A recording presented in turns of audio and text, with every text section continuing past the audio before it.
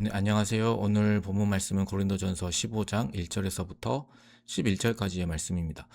오늘 본문 말씀은 고린도전서의 핵심이라고 할 수 있는 13장의 사랑장과 더불어서 15장 부활장이라고 알려진 유명한 본문이죠. 그러니까 일단 오늘 본문은 아니고 이제 내일 본문을 보게 되면은 이제 직접적으로 부활을 의심했던 자들을 지목해서 논증을 하는데요. 이제 그들로 인해서 15장 부활장을 쓰면서 이제 논증을 하게 되는 거죠. 그러니까 그들은 고린도 교회라는 고린도 교회의 성도임에도 불구하고 왜 부활을 믿지 않고 이걸 문제 삼았는가 하는 것은 내일 본문에서 다시 한번 다뤄보도록 하겠습니다. 일단 지금 바울이 이 고린도전서를 기록한 시기는 기원 후 55년경이에요. 그러니까 예수님께서 부활하시고 불과 한 20년 정도가 지난 시점입니다. 그러니까 부활하신 지 얼마 되지 않았음에도 이들에게 부활은 받아들이기 힘든 사실이었다는 거죠. 그래서 바울은 그들에게 다시 복음으로 돌아가서 이야기합니다. 그러니까 바울은 늘 그래요. 늘 어김없이 다시 복음을 강조합니다. 그러니까 복음은 처음 교회 나왔을 때 한번 듣고 끝내는 교리가 결코 아닙니다. 그러니까 우리에게는, 특별히 저에게는 매일 복음이 필요해요. 그러니까 예수님께서 부활하신 지 불과 20년 뒤에도 이런 의심이 존재하는데 하물며 저희 시대에는 어떻겠습니까? 복음이라는 것은 우리가 지금은 더더욱 간절하게 우리의 흔들리는 일상 속에서 우리가 제대로 서 있기 위해서는 죽는 날까지 계속 듣고 배우고 삶에 적용해야 하는 것이 바로 복음입니다. 죽는 날까지 이 복음의 깊이와 넓이를 다 깨닫는 것은 불가능한 거죠.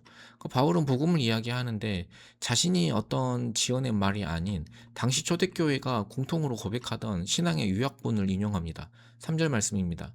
내가 받은 것을 먼저 너희에게 전하였노니 이는 성경대로 그리스도께서 우리 죄를 위하여 죽으시고 장사 지낸 바 되셨다가 성경대로 사흘 만에 다시 살아나서. 그 성경학자들은 이 구절을 기독교 역사상 가장 오래된 신조 혹은 바울 이전의 신앙 고백이라고 부릅니다.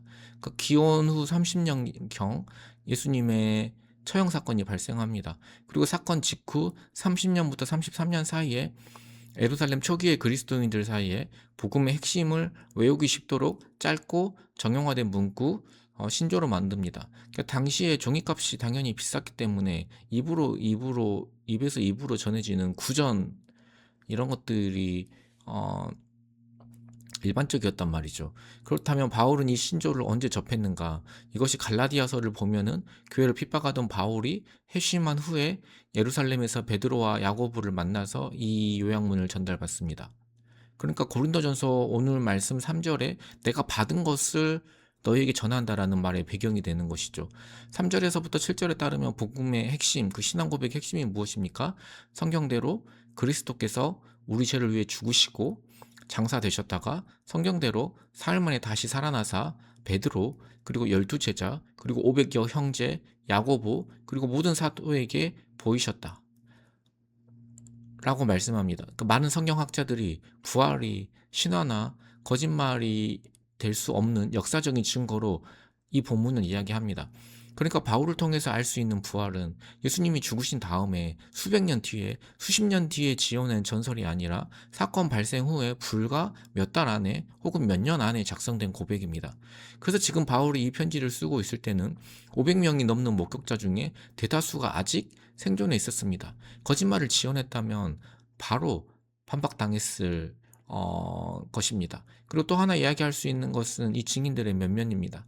이 증인들이 만약 거짓말을 하려면은 서로 입 맞추는 것 자체가 쉽지 않은데 서로 이미 입이 맞춰져 있고 신앙 고백서 같은 것을 통해서요.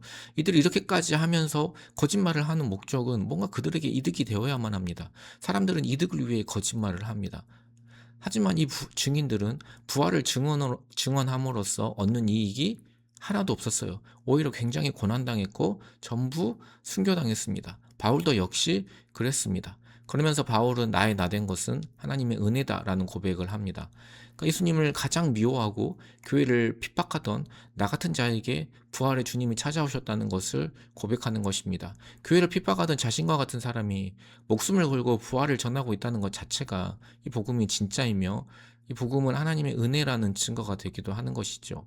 10절 말씀입니다. 그러나 내가 나된 것은 하나님의 은혜로 된 것이니 내게 주신 그의 은혜가 헛되지 아니하며 내가 모든 사도보다 더 많이 수고하였으나 내가 한 것이 아니요 오직 나와 함께 하신 하나님의 은혜로라. 이렇게 고백합니다. 그러니까 바울이 모든 사도보다 더 많이 수고하였지만 그게 다 하나님의 은혜였다라고 고백하는 것이죠. 이 세상의 시스템과 이 세상의 종교는 인과응보입니다. 유물론도 그렇죠. 양육강식이 지배합니다. 이 유물론을 믿는 사람들도 많죠.